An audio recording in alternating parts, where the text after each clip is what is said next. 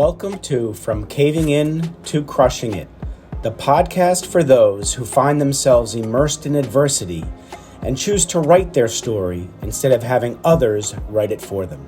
I'm Drew Duraney, and I'm your host. Hey, Kris, it's great to see you today. Yeah, thanks for having me there, Drew. Oh, absolutely. Thanks for coming on. I'm The excited. first when I was introduced to you, or somebody said you got to talk to Kris. When I looked you up and I saw Embodiment Coach, I did look it up. I still wanted to hear it from the person because I loved when we talked the last time when you explained that to me. Yeah, So I guess we can get to it. I always like to learn about how a person got to where they are because we know that life is not linear. And I'm sure yours right. wasn't a straight path to where you are now. Yeah, there's a long journey along the way, but really the short form, I guess, would be at 13, I was in a serious car accident and almost died. And it was really in that moment that, my life kind of shifted from, you know, being a kid to really transforming to want to help people. There was like this Mm. dramatic shift in me that, had this desire to help. And it was a kind of more intuitive. It wasn't something I overtly saw of myself, but family and friends had noticed that in me, and had said that. And once I graduated and went to high school, there's two things I loved. I loved sports and I loved science. And so I'm like, I knew there was something more. I didn't know what I wanted to do, something in the health field, whether it was medicine or pharmacology or physical therapy. There really was like no defined idea. And so I just kind of amalgamated the two and I went to sports exercise science. So I took Mm. exercise science in university, but more the science base. So it's not like your typical like kinesiology of learning vectors. This was about how the body formed in exercise. And there was what I loved about that there was a my professor was a psychologist, a sports psychologist. And he had Mm. a doctorate in sports psychology. So really delve into like the sports psychology around sport, about how even this was in the 90s of how athletes were already thinking using mindset back then, visualization. Pitchers were already visualizing pitches. Mm. Basketball players, golf was really big at the time of visualizing golf swings, and this was in the 1990s, early 1990s, late 1990s, and that fascinated me. So psychology started to fascinate me. So um, I know my mom was seeing a chiropractor, and that philosophy of like natural was really kind of coinciding with what was happening in university for me, with like the placebo effect and how the body exercise can transform the body in so many different ways, from changing blood pressure to heart rate to all the benefits of exercise that we all know. And so I was like, I love that the natural healing that chiropractic brought. So I was like, I researched the heck out of it, and I'm like, oh, this is what I want to do. So I looked up like every school, and I'm going to St. Louis. And in school, I realized that in chiropractic school, that chiropractic can help 75% to 75% of people. And, what I didn't tell you is I had this, like a lot of kids had this why, but my why never stopped. Like I always was like, why, questioning why does that happen? Yeah.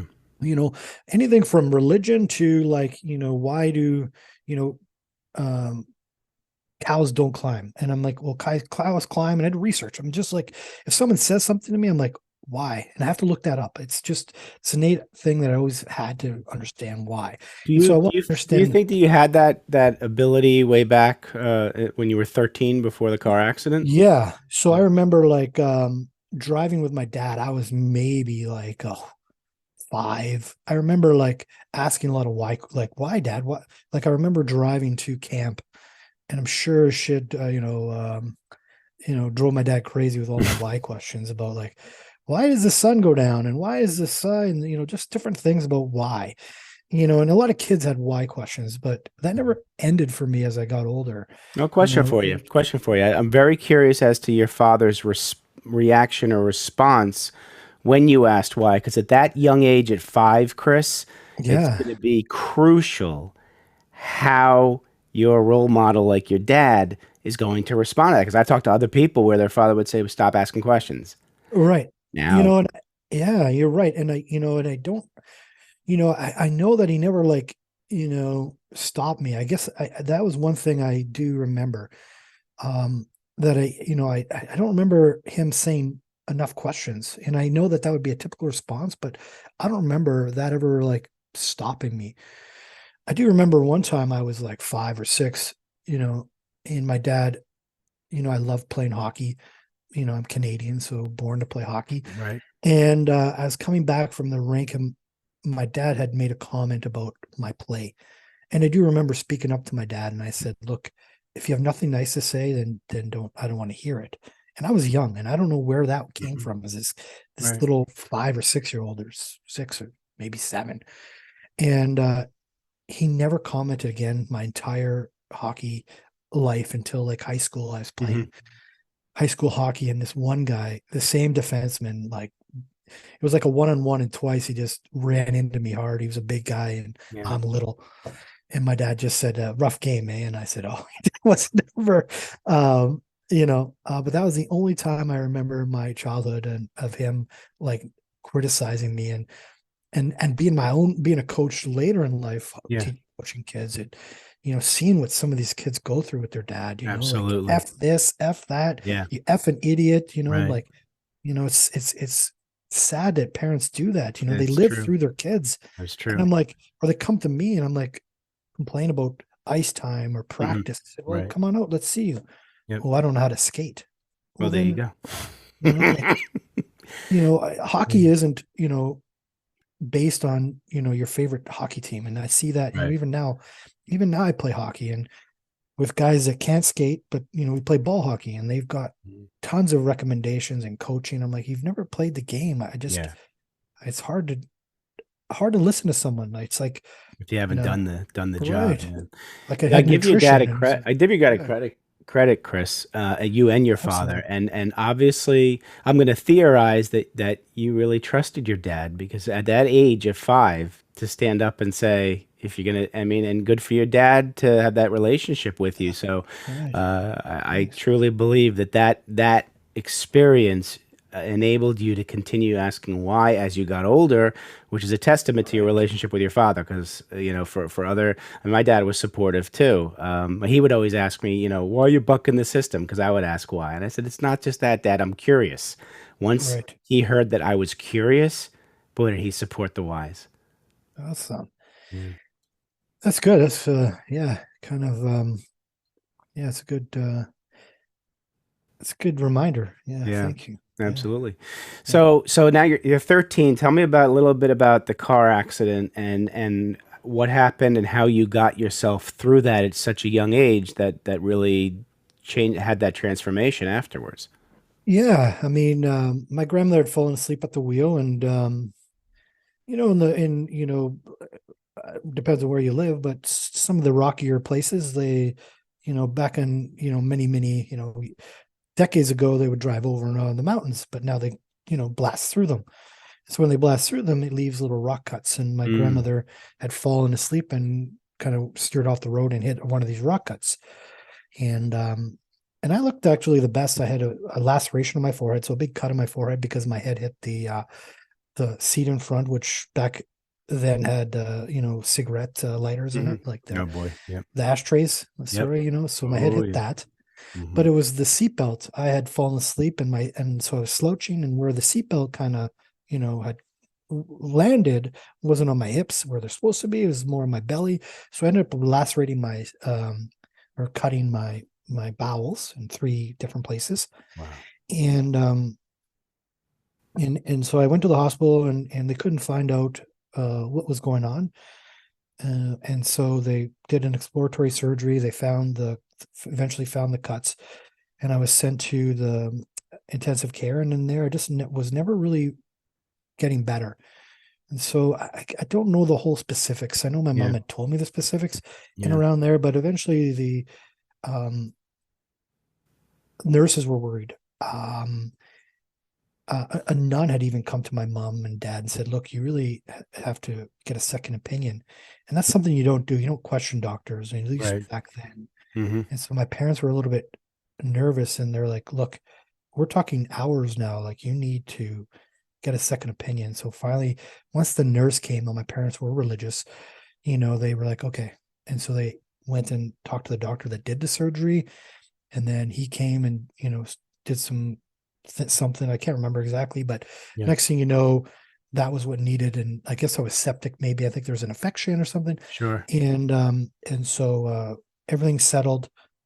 And within a few days, I was out of the hospital. But it wasn't until that doctor made that change. Wow. And how was your grandmother after that car accident?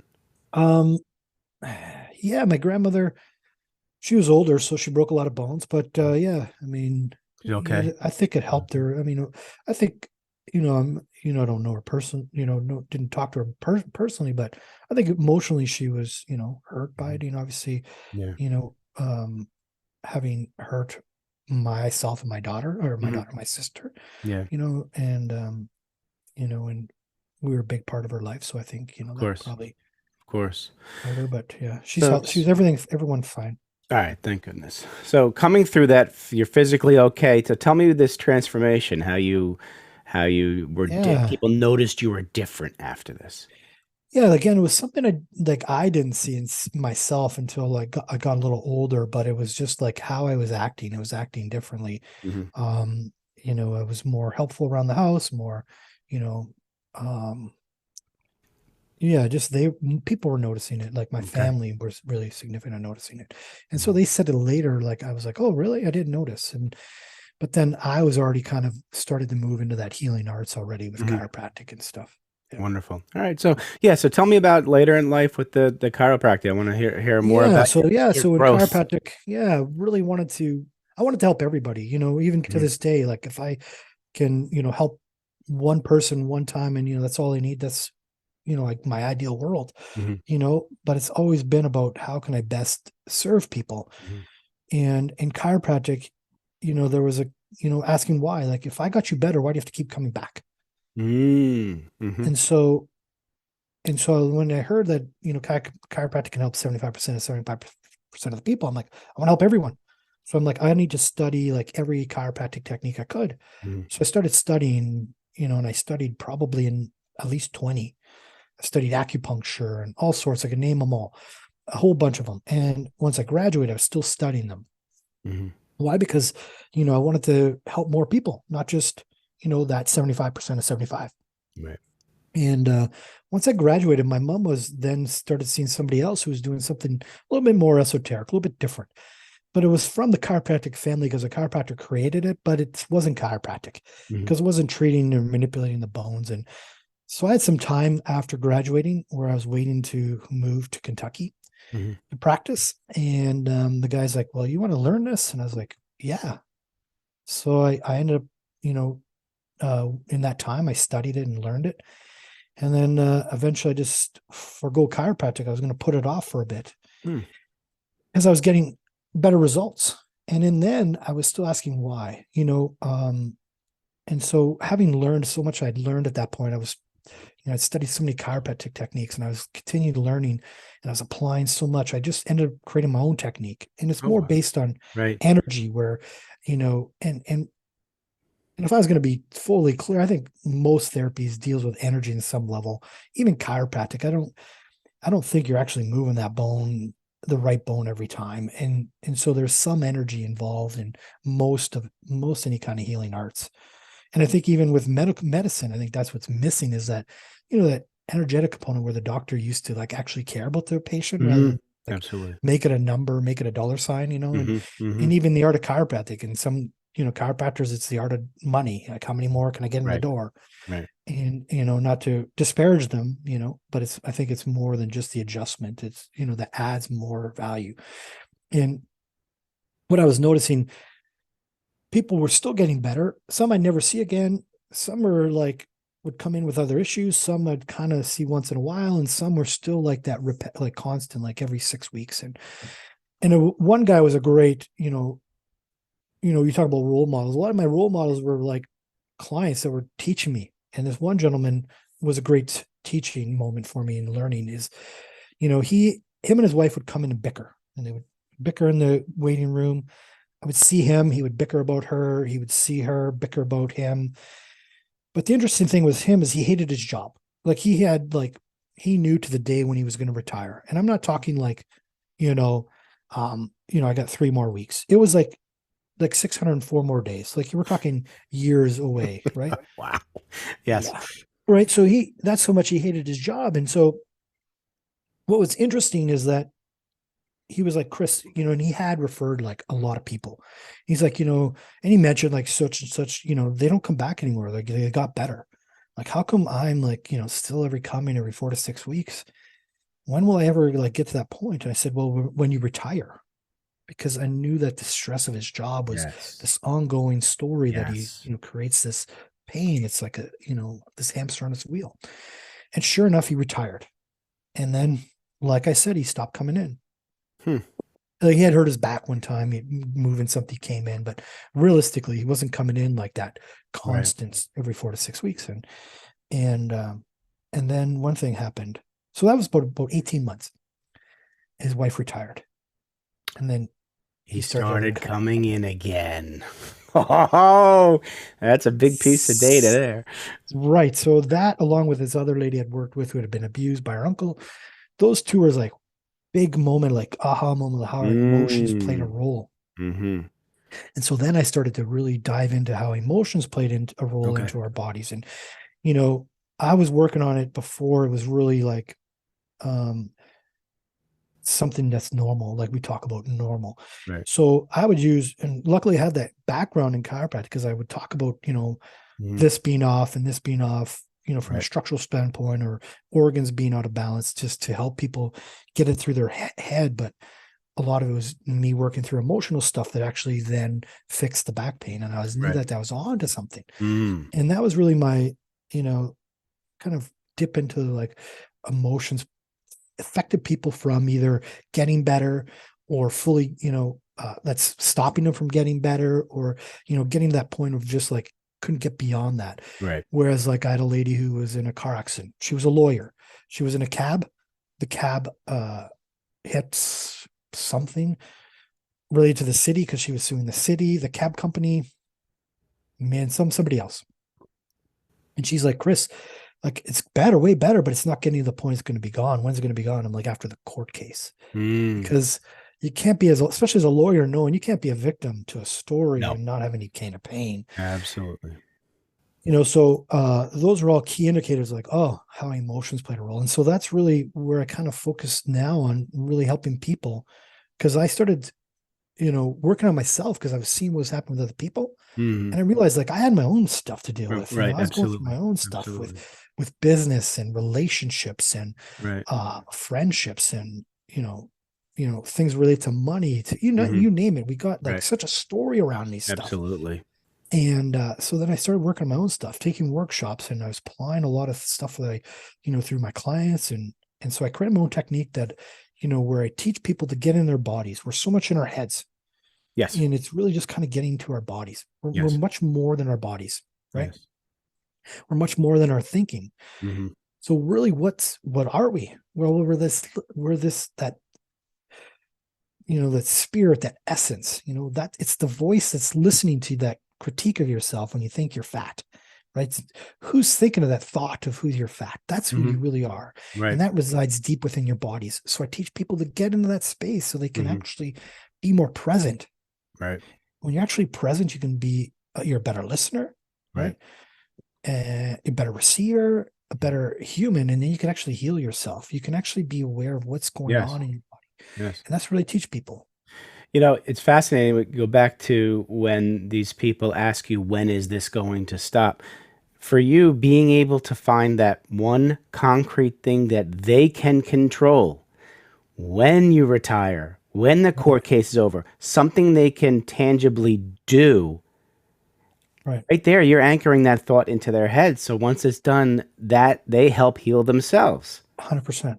And I think that's fascinating, but it's important for the audience to know that 85% of physical ailments stem from internal stressors that have not been addressed. It's Yeah, like the body saying, hey, all right, you're not going to take care of this stress. I'm going to give you some physical yeah, ailments so you notice it, because we're much more aware of physical pain than right. we are mental pain. And I would suggest even that other 15%, Yeah. that we might say, oh, it's because of a car accident. Or because of something else Yeah. Right. external. Right. If how far you want to go down, the whole is that, Right. to me, you created that car accident for that change in you. Hmm. So what's there to gain from this car accident? What's there to you to Yes. learn? What's Absolutely. there, what's that teaching you? And Hmm. so for me, that car accident was, a big turning point in my life, Hmm. my car accident, Right. going through a relationship issue with my wife, my ex-wife now, but going through that was a big turning point. Right. Whereas Right. that was a big eye opener. And Hmm. what people often fail to do is look at it as like, what can I learn from this? Absolutely. What's this? Absolutely. What's this teaching me? Flip it around and rather be a victim. And I see this so much, and it just drives me crazy. Like, you just throw narcissism, like Right. it's like coming out of style. And that less than 6% or about less than 7% of people are truly considered narcissist. Okay. But if I were to put it out there, I bet everyone's a narcissist. Like, Oh the way yeah. people talk, everyone's a They'll say narcissist. that. Yep. Yeah. It's more that people have narcissistic tendencies rather than Right. being a Right. narcissist. Yes. So if you actually Absolutely. look it up, Yeah. we're all narcissists. Yeah.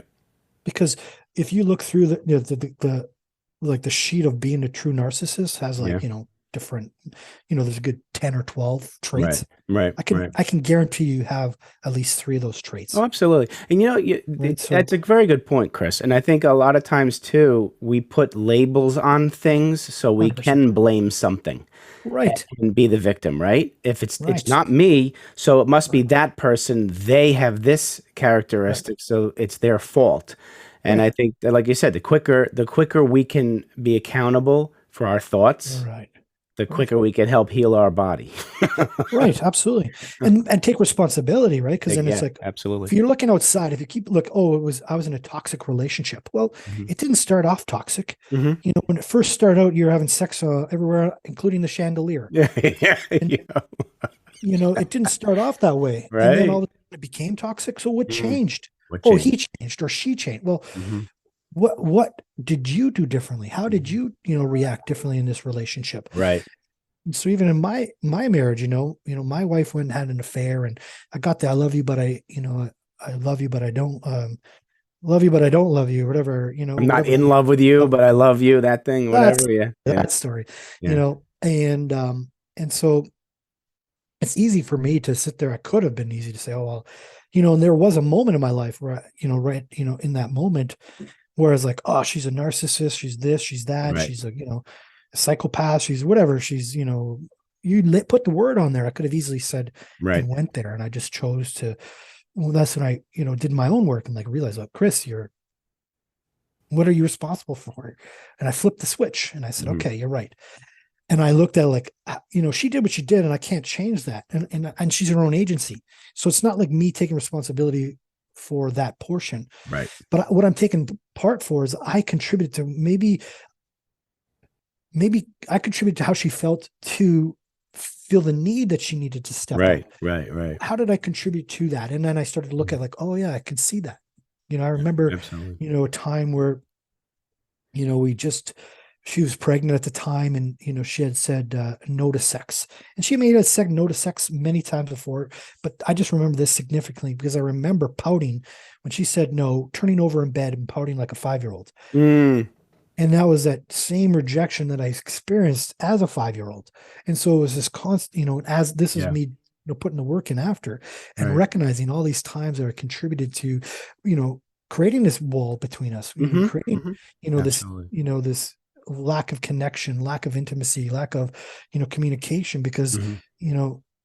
me turning over and flipping over and outing like a 5-year-old, that I can only now know what I know about women, and what I also learned about the difference between the energies of men and women and how we Right. respond and act differently, that she took it even worse.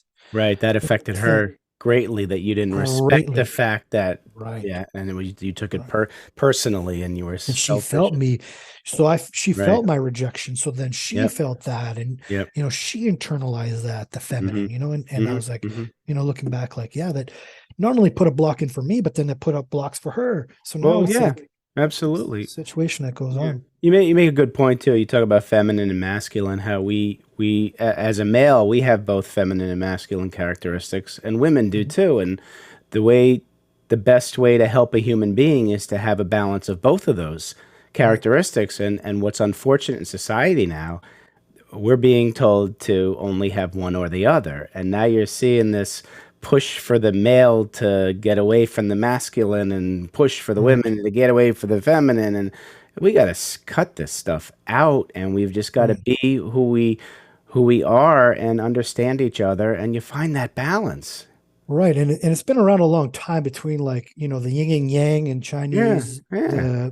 the Indian philosophy has like the Shakati and something else. Hmm. They have their own masculine and feminine, and it's really just a balance. It's not even, and it's not even just having to be equal. It's just Right. understanding like, hey, I'm in my masculine, I'm in my feminine, and knowing the difference. Hmm. And Absolutely. so, if a woman's is constantly in her feminine or in her constantly in her masculine, which is that feminine, the feminist movement that's Hmm. really Hmm. happening is really pushing Right. women in their feminine, and it's Right. really not or sorry, in their masculine. Yeah. It's really not attractive for men either. And so No, it goes it's both ways. Yeah, right. absolutely. Yeah, I It's tell people we got to get rid of these labels because a woman has every right to be assertive, and a male right. has every right to show emotion and cry. Right. But it's understanding that when she's assertive, she doesn't want to be like that masculine. She has to understand that she's in her masculine Yeah, because she needs to soften and be in her feminine to be attractive to the masculine. right. And vice versa, Give and because what take. happens Yeah, is the men in a lot of relationships, yeah. happy wife, happy life, they become the feminine. Mm-hmm, mm-hmm. That's not attractive to the feminine. Right, absolutely. Right. And so it's like, oh, well, then, he's not they like the feminine love that the leadership. They love Hmm. the men taking charge. It's not that the women can't. Right, right. And it's attractive when sometimes the woman does. Yes, absolutely. Someone has to lead the relationship. Someone has to, create, you know, that in a relationship. So Hmm. it's really, the having that understanding of both because, a lot of jobs are more masculine driven where the woman comes into her masculine. Fantastic, great. But she comes home. What does she have to do to soften to be more Right. in her Yeah, the key feminine? is it's all of that the way you are can is temporary. You need to be Right. fluid and flexible. And one Right. moment it may merit you to be more in your feminine state, whether you're a male or a Right. female, and a different Right. moment in that day, it may be Right. more appropriate to be in that masculine. So Right. yes, you've got to be able to read the audience, read the Right. atmosphere, Right. And we have to and know act the difference. accordingly. Yes, Right. And absolutely. notice that your man is in his feminine and, Yeah. hey, we need you to push. And often women do, but it's like women inherently want you to be your best self. Right. But they've, part of it is that they've also, men have felt like, and that's why I would felt is that, and a lot of men, I'm just not, because I've talked to a lot of men, it's like, you've been wrong or she's made you wrong, or at least you Mhm. felt she's made you wrong Right, for so right. long that you couldn't make a choice. Yes, yes, exactly. So she's trying to push you to lead a relationship to like, hey, where do you want to go for dinner? Hmm. And you're like, well, I've been wrong every time, so I don't care where we go. Right. And then we end Where up do you saying wherever want you me? want to go, or what do you Wherever want for you dinner, want to go, whatever you want. Yeah. whatever you want. So, yes. So, Right. and you hit on a point because that's where it's very important to know yourself well. So, when Right. you are attracting a significant other, it's somebody who's going to love you for who you are and respect your thoughts for those Right. thoughts rather than want to change you and vice versa. And we need Right. to that I think that's so important because there are many men, and I'm sure many women too, who have attracted not the right person for them. And right, I mean, they're not going to knock you down as opposed to bring you up. So Right. if you're with somebody who more often than not are going to knock you down, you're going to say, "Screw it! I'm not being honest or being emotionally vulnerable with this Right. person. I'm holding it in." Right. And yeah, But that starts, because of a breakdown in the relationship, because of absolutely. a lot of things. Yes, And it's culmination. yeah, and it's not about right or wrong. I think it's, I would suggest that some people is like realizing that this is where we're at, and like as a marriage, if Gottman's, marriage is, 5 steps, right? Or 7 steps, where Mhm. they go through that process of like the marriage kind of hits a point of like, it's either going to break down, Mhm. there's an affair of some sort, or there's going to be, Yeah.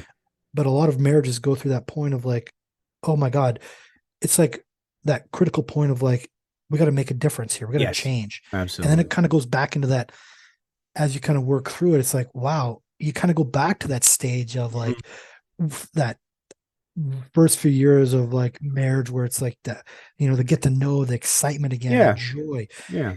But you got to get through that work stage. That work stage. Marriage is, Absolutely. It's where you work. have to Yeah. realize like, oh my God. And a lot of times people, it's a lot easier just to throw it away, start again, Yes, and look for that, that's what's been happening a lot. look for that, those early dating things were a lot of fun where you're getting to know each other, right? Right, right. So, question for you. So, I see that you're Yeah. an embodiment coach. So, the Yeah. next thing we'll do, I want to hear about what does that mean, and then we'll let the audience know a little more about how to reach you. And I got a last Yeah. final two questions. So, tell me, what's an embodiment Yeah. coach? Yeah. I kind of alluded to it earlier. It's really just getting people back into their bodies to really, and not just the frame them the body, but deep within themselves to really Hmm. get that present moment. And when you're living more consciously and consistently in your body, more present, Hmm. so your mind is more still and aware. You're present to what you're thinking, Hmm. what you're feeling. And when you can kind of connect the two dots, you can actually then move through things and let it go. It's kind of like hide and seek when you don't know what you're holding on to. Right. Like I didn't know I was holding on to rejection until my marriage ended. That was Right. like the key thing. That was like the wake up call. Mm. And, Hmm. Yep. and, and that was kind of the pivot for me to realize like, wow, I was holding on to this rejection. And so I just help people, guide there, give them tools to figure that out instead of, being a marriage that ended it. It was working through Right. that, Right. or being in an accident that created you to make that change, Right. going getting bankruptcy before you realize, whatever that situation may be for you, it's you to start to see what's happening inside, to start to listen. That's very nice. That's great. And catch it before you have to have that defining moment when Right. it's over. Yeah. Most people come to me because of they're in that moment, and that's fine. But then Yeah. it's like using that as a tool, like, you know, because most people think the divorce is, or the marriage or the career ending is the mess, and it's really started Right. way before It that. had a long time ago, That's right? it's been accumulating long before Hmm. that, from your childhood, you feeling not good enough, you feeling Right. unworthy, or whatever the story you're taking now into Yep. your Or problem. adulthood. So Yeah. my Absolutely. rejection in my marriage was a result of, a 5-year-old child wounded, Yeah. you know, when my parents teased me, and that's where the story came. Right. Absolutely. Yeah. That's a And then, lot of and the who we are. universe, God or universe showed up Mhm. in my life many times, in hockey and, Yeah. dating and business, rejection. And I just kind of like, put the shield up and just like protect her, Yep. the outside Absolutely. rim of, or built Yep. up a story around Hmm. it that we do. Like, you know, um, for dating women, I had created this story of like, I watched The Secret. So I'm like, oh, I'm going to make this, impossible list Hmm. of like a girl. So then I can't get rejected. If the girl Mm. doesn't meet my criteria, Yes. Then I'll you never can get do it. rejected. Interesting. Okay. Yep. Right. So I would Yep. date a girl. Oh, she likes cats. Cats are on my list of no's. Wow. Oh, she likes a dog, a horse. I remember meeting a super wonderful person, but within like, I don't know, 15 minutes in the conversation, she talked about liking horses and having horses. And I was like, oh, well, this is done and over with. So Wow. I stopped listening to the conversation because it was like, oh, Interesting. because Yeah. it was on my list, It was on your list. So I got two final questions, and then we'll let the audience know how to find you.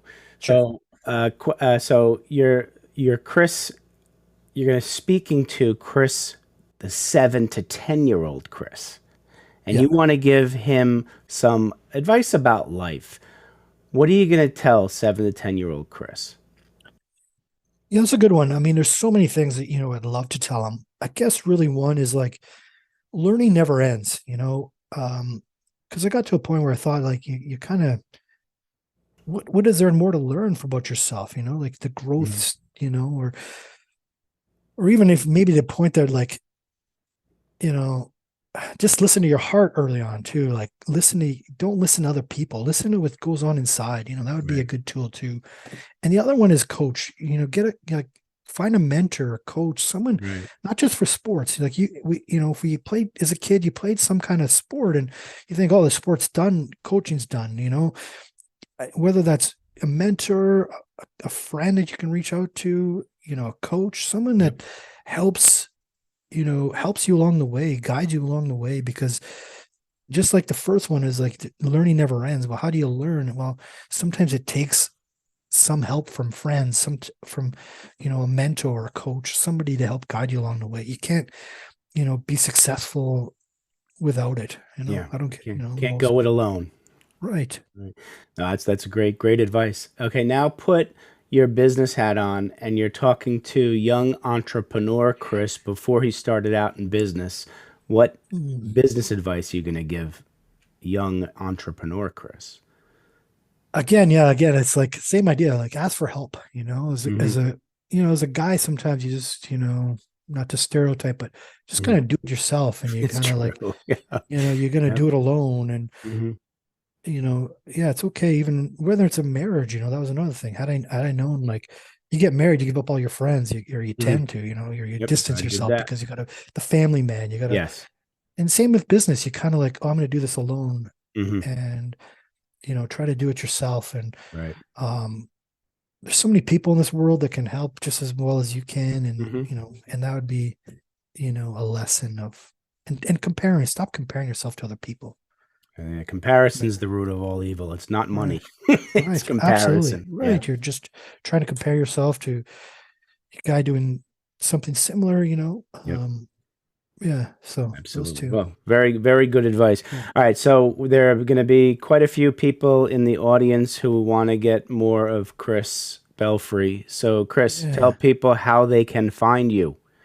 Yeah. I'm on all social media, Instagram, and I got, over 100 videos on YouTube. So just Kris the Healer under YouTube. But if you just Google my name or even go to my website at belfrywellness.com, it'll have all my social media too. You can connect. And on my website, you can kind of go through and offer a free discovery call for someone who thinks, hey, you just want to talk to me, talk about your issue, and see if I can help you. If not, I would love to recommend someone that may. But anyone that's just even, you know, has questions with whatever they're at and, need a little bit of direction, I would hopefully, have them call me. Wonderful.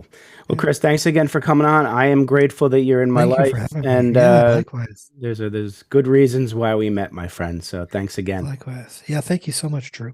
Absolutely. All right, take care, Kris. Yep. Bye now. Thanks so much for listening.